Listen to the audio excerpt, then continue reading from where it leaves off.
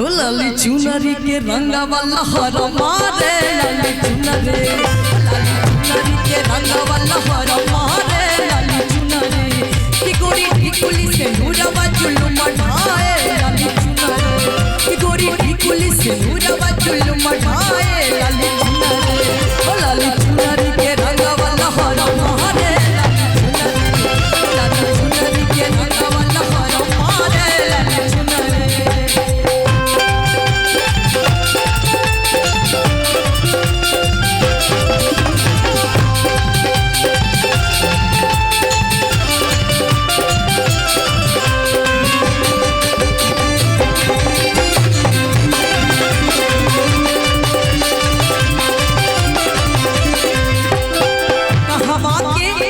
चुनरिया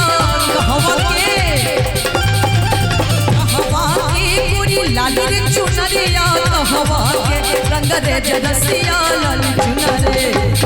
चुनरी के रंग वाला हर मारे लाली चुनरी के रंग वाला हर मारे लाली चुनरी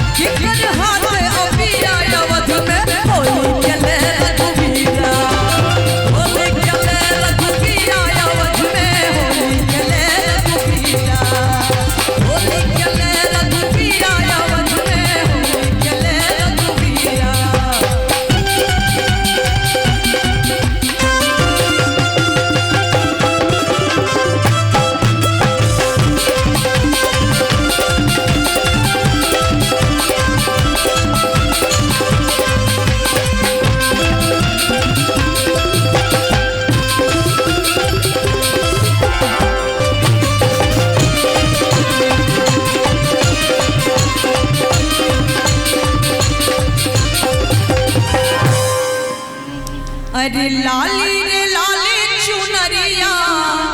पुल पुल गुरियाना अरे लाली रे लाली चुनरिया पुल पुल गुरियाना तेरे मेरी नगरिया तेरी छलके ना तेरे मेरी नगरिया तेरी छलके ना चल चल चला के दरिया की चला के दरिया की मोरा भीगी जाए